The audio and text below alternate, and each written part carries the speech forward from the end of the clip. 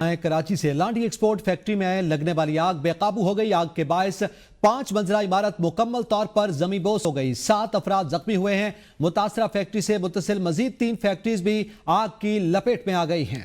Factory में मौजूद लोग खंभों के जरिए अपनी जान खतरे में डालकर नीचे उतरे। 8 फायर टेंडर्स, 2 फायर बाउल्स और 4 स्नार्कल समेत आग पर काबू पाने में मसरूफ हैं। मजीद तलब धुओं के बादल फैलने के बायस आग बुझाने में मुश्किलात हैं। रेस्क्यू हुकाम ने आग को तीसरे दर्जे की करार दे दिया है। आपको कराची से अपडेट करें। आग लगने का वाकया पेश आया। आग के बायस 5 मंजिला इमारत मुकम्मल तौर पर जमींदोज हो गई है, जबकि 7 अफराद जख्मी हैं। मुतासरा फैक्ट्री से मुत्तसिल मजीद 3 फैक्ट्रियां भी आग की लपेट में आ गई हैं। फैक्ट्री में मौजूद 2 खंभों के जरिए अपनी जान खतरे में डालकर नीचे उतरे हैं। लांडी एक्सपोर्ट फैक्ट्री में लगने वाली आग बेकाबू हो गई है। आग के बायस 5 मंजिला इमारत मुकम्मल जमींदोज हो गई। 7 अफराद जख्मी। मुतासरा फैक्ट्री से मुत्तसिल मजीद 3 फैक्ट्रियां भी आग की लपेट में आ गई हैं। फैक्ट्री में मौजूद लोग खंभों के जरिए अपनी जान खतरे में डालकर नीचे उतरे हैं। इस हवाले से मजीद जानेंगे बिलाल अली से। जी बिलाल, आगाह कीजिएगा। जी बिल्कुल, देखें ये लांडी प्रोसेसिंग जोन में जिसमें आग जो लगी थी उसकी इमारत जो है वो आग जो है वो बेसमेंट से शुरू हुई और 5 मंजिला इमारत थी। वो 5 मंजिला इमारत जो है वो मुनद्दिम हो गई है। उससे जो है 7 अफराद जो है जख्मी हुए, जिन्हें करीबी अस्पताल जो है मुंतकिल किया गया है। साथ साथ मैं आपको बताऊं आग जो है वो इस कदर बेकाबू हो गई कि आपस की जो बराबर की जो 3 फैक्ट्री हैं उसको भी जो है लपेट में ले ली है। इस वक्त भी जो है पानी की जो है शदीद कमी है, जिससे जो है रेस्क्यूदारों को जो है इंतहाई जो है मुश्किलात के शिकार हैं।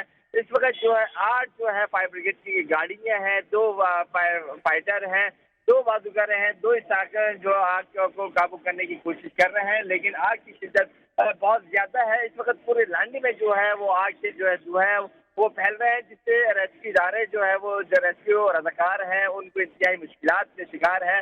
उनका कहना है कि धुएं बहुत ज्यादा फैल गए हैं और पानी की जो है शदीद कमी है, जिससे बहुत ज्यादा मुश्किलात हो रही हैं। इस वक्त मैं आपको बताऊं कि जो जख्मी अफराद हैं उनको करीबी अस्पताल जो है मुंतकिल कर दिया गया है।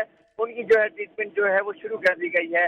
इस वक्त जो लांडी जो खंबे करीब के खंबे हैं फैक्ट्री के, उनमें जो है अपनी आप मदद के तहत जो शहरी हैं वो उतर रहे हैं। जितने वर्कर हैं वो उतर चुके हैं। उनके काफी वर्कर को जो है उतार लिया है। इस वक्त जो है पुलिस और रेंजर्स जो है वो अपनी आप मदद के तहत भी जो है वो काम करती दिखाई दे रही है। SSQ का अमला भी जो है वो पहुंच चुका है, वो भी आग बुझाने में जो है वो कोशिश कर रहा है। जी ठीक है, बिलाल अली आगाह करे थे, बहुत शुक्रिया आपका। ऑपोजिशन लीडर उमर अयूब के नाअहल होकर डिसीट होने का मामला PTI के बड़ों ने सर जोड़ लिया। मुशावरत में बानी तहरीक इंसाफ के सामने ऑपोजिशन लीडर के नाम की तजवीज देने पर गुफ्तगू हुई। इब्तदाई तौर पर ऑपोजिशन लीडर के लिए 3 नाम सामने आ गए हैं। बैरिस्टर गौहर, असद कैसर और आमिर डोगर के नामों पर मुशावरत हुई। बैरिस्टर गौहर ने बतौर अपोजिशन लीडर पार्लिमानी किरदार निभाने से माजरत कर ली है। जराये के मुताबिक बैरिस्टर गौहर ने कहा, मैं पार्टी का चेयरमैन हूँ, मेरे लिए यही ओहदा काफी है। मजीद तफसीलात जानते हैं जायदा राव से। जायदा बताइएगा। जी बिल्कुल, पाकिस्तान तहरीक इंसाफ ने अपोजिशन लीडर चुनने के लिए जो है सर जोड़ लिया। मुशावरत शुरू है कि बानी PTI के सामने कौन से 2 से 3 नाम रखे जाएं, उसमें से एक नाम को जो है चूज किया जाए। तो आमिर डोगर का नाम सामने आया, असद कैसर का नाम सामने आया। तो असद कैसर को जो है हुकूमत के नाम की तरफ से कोई इतराज नहीं आ रहा, लेकिन आमिर डोगर के नाम पर लग रहा है उनको कोई इतराज नहीं आएगा कि आमिर डोगर का नाम जो है पास हो जाना चाहिए। लेकिन अपने ही लोग हैं, KP के हों, पंजाब के हों, वो आमिर डोगर के नाम पर राजी होते दिखाई नहीं दे रहे। लेकिन बानी PTI की जानिब से अभी कोई हतमी नाम नहीं दिया गया। कोशिश की जा रही है पाकिस्तान तहरीक इंसाफ की जानिब से कि असद कैसर को जो है लीडर के लिए राजी किया जाए, क्योंकि फिलहाल वो माजरत कर चुके हैं।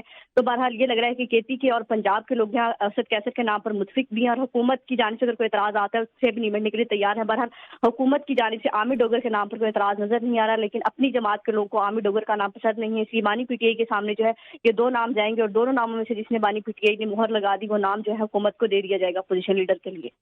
जायदा राव आगाह करी थी, बहुत शुक्रिया।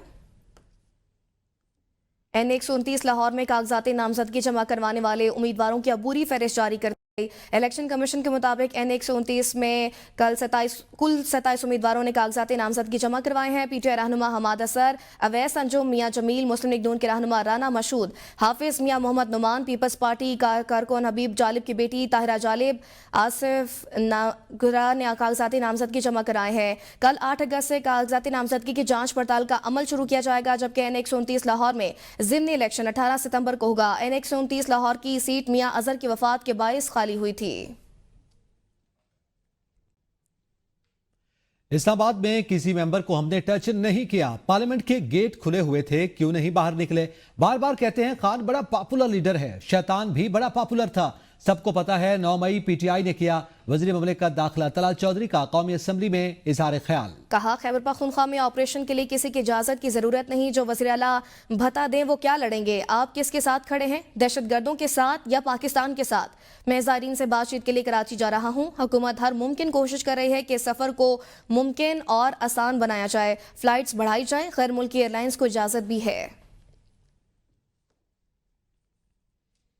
چیئرمین تحریک انصاف بیرسٹر گوہر نے کہا ہے پی ٹی آئی کا 5 اگست کا احتجاج مؤثر اور کامیاب تھا، ملک میں 170 اضلاع میں کمپرومائز کا لفظ ہماری ڈکشنری میں نہیں ہے، ارکان نے کروڑوں روپے ٹھکرا دیے، 50 کیسز ایک رکن پر ہیں، وہ تو پہلے ہی قربانیاں دے رہے ہیں، کیسز کے ڈر سے ہمارے ارکان اپنے گھر میں نہیں جاتے۔ ضمنی الیکشن میں حصہ لینے کے حوالے سے پہلے بانی پی ٹی آئی کے ساتھ بات کریں گے، ہم اس پارلیمنٹ کا حصہ ہیں، رہیں گے، وہ پارلیمنٹ کے باہر میڈیا سے گفتگو کر رہے تھے۔ ڈسٹرکٹ سے پاکستان میں ہر ڈسٹرکٹ میں لوگوں نے آواز اٹھائی، لوگ کیا کر سکتے ہیں، آواز ہی اٹھاتے ہیں، سڑکوں پہ آتے ہیں، اظہار یکجہتی کرتے، یہ انہوں نے کر دی۔ پارلیمنٹیرین جتنے بھی تھے وہ اپنے حلقوں علاقوں میں ان کو کہا گیا تھا، اور ہماری ہر جگہ پہ ایک اسائنمنٹ ہوئی بھی تھی، کمپرومائزیشن کا لفظ ہماری ڈکشنری میں نہیں۔ جو لوگ کروڑوں روپے کے جو آفر ہے وہ ٹکرائیں، جن کے بچے سفر ہو، جن کے گھر سفر ہو، جن کے بزنس سفر ہو، جن کے سب کچھ قربان ہو۔ ایک طرف امرت کے ادارے ہیں، آج ایجی کیسز بھی ختم کرائے، 50 کیس ایک پارلیمنٹیرین پر ہے، آؤ اپنے کیسز بھی ختم کراؤ، گاڑیاں بھی لے لو، chairmanship of the committee بھی لے لو، منسٹریاں بھی لے لو۔ ہمارے زیادہ تر پارلیمنٹیرین آج بھی کرائے کہ گھروں میں رہ رہے ہیں، اپنے گھروں میں نہیں جا سکتے، اس کے باوجود خان صاحب کے ساتھ ڈٹے تھے، ہیں اور رہیں گے، and we are so proud of everyone۔ لیکن خان صاحب سے ملاقات اس کے بعد ہوئی نہیں ہے، خود ملاقات کروں گا، بات کروں گا تو پھر۔ یہ مدینہ کی ریاست نہیں ہو سکتی، یہ علی بابا چورو کی حکومت ہے۔ گورنر خیبر پختونخوا فیصل کریم کنڈی کا کہنا ہے کہ کے پی حکومت لوگوں کو سیاسی انتقام کا نشانہ بنا رہی ہے، لوگ دریا میں بہہ گئے لیکن صوبائی حکومت نے توجہ نہ دی، وزیر اعلیٰ کو بھی لوگوں کی داد رسی کے لیے آنا چاہیے تھا۔ جب ہمارے پاس نمبرز پورے ہوں گے تو ہم عدم اعتماد لا سکتے ہیں، پی ٹی آئی گلی کوچوں تک محدود ہو کر رہ گئے۔ وزیر اعلیٰ خیبر پختونخوا ایک بار پھر میدان چھوڑ کر بھاگ گئے۔ سوات جیسے واقعات سے بچنے کے لیے مؤثر اقدامات ناگزیر ہیں، سوات میں فری ایمبولینس سروس کا آغاز کر رہے ہیں۔ ہوگی ایمبولینس سروس انشاءاللہ ہم یہاں پر لانچ کرنے کے لیے جا رہے ہیں۔ آج ہمارے ٹورزم منسٹر جو کہ ہمارے چیف منسٹر صاحب ہیں، ان کو یہاں پر آنا چاہیے تھا، ان لوگوں کے ساتھ ہمدردی ہونی چاہیے تھی، ان کی دنیا دیکھتی رہی، لیکن اگر کسی نے نہیں دیکھا تو ہماری حکومت نے دیکھا، ہماری انتظامیہ نے نہیں دیکھا، ہماری 1122 نہیں دیکھا، باقی ساری دنیا دیکھ رہی تھی۔ دیکھیں جو پارٹی کے معاملات ہیں، یا صدر بننا ہے یا جنرل سیکرٹری بننا ہے یا کوئی عہدیدار بننا ہے، وہ تو میرے صوبائی صدر آ کے آپ کو جواب دے سکتے ہیں۔ مجھے جو صوبائی تنظیم ٹیم دے گی میں اس کے ساتھ کام کروں گا، اور ہمارے بھی جمہوری حق ہے کہ جب ہمارے پاس ممبران کی تعداد پوری ہوگی، ہم عدم اعتماد لانے کی پوزیشن میں ہوں گے تو انشاءاللہ ہم لائیں گے۔ میدان چھوڑ کر بھاگ گئے۔ مصطفیٰ عامر کے قتل، غیر قانونی اسلحہ، منی لانڈرنگ سمیت 4 مقدمات، جیل حکام نے ملزم ارمغان سمیت دیگر کو کراچی کی انسدادی دہشت گردی کی عدالت میں پیش کر دیا۔ عدالت نے وکیل سرکار اور تفتیشی افسر کا حکم دیا کہ ملزمان کو مقدمات کی نقول فراہم کی جائیں۔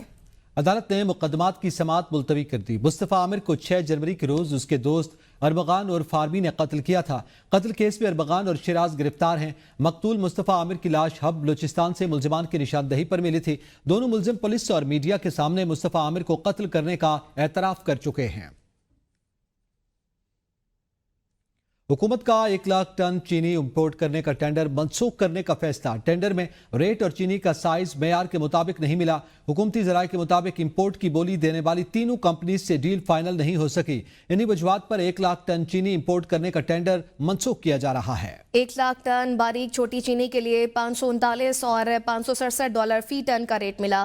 درمیانی سائز کی چینی کے لیے $599 فی ٹن کا ریٹ ملا۔ دونوں ریٹس مقامی مارکیٹ میں سستے داموں چینی فراہمی کے لیے معقول نہیں۔ چینی کے کراچی پورٹ پہنچنے پر کارگو ہینڈلنگ چارجز بھی دینا ہوں گے۔ چینی کی آن لوڈنگ اور پھر ٹرکوں پر لوڈنگ کے اخراجات بھی دینا پڑیں گے۔ پورٹ سے مارکیٹوں تک پہنچانے کے لیے ترسیلی اخراجات بھی دینا پڑیں گے۔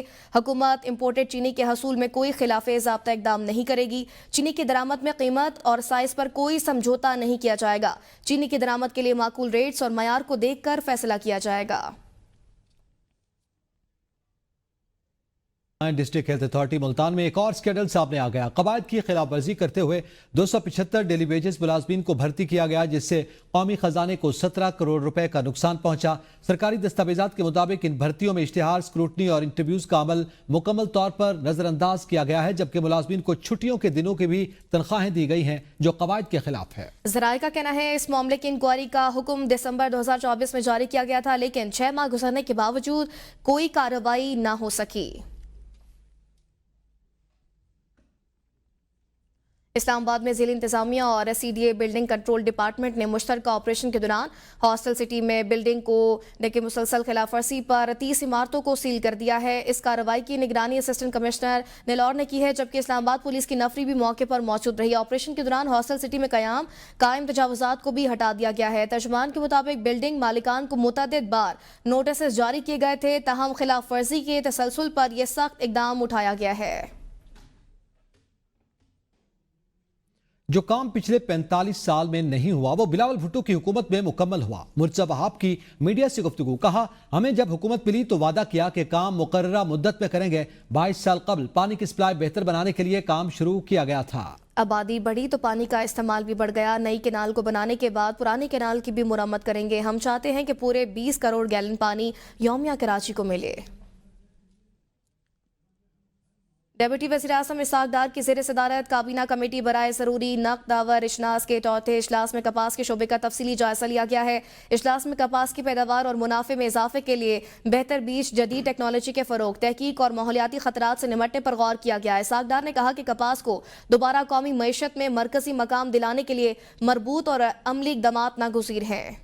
انہوں نے عالمی مارکیٹ میں کپاس کی مسابقت اور کاشتکاروں کی آمدن بڑھانے پر بھی زور دیا. وزارت قومی غذائی تحفظ کو پالیسی سفارشات پر عمل درآمد کے لیے لائحہ عمل تیار کرنے کی ہدایت کی گئی. اجلاس میں وزارت تجارت, FPR, MNFSR, صوبائی حکومتوں اور نجی شعبے کے نمائندے بھی شریک ہوئے.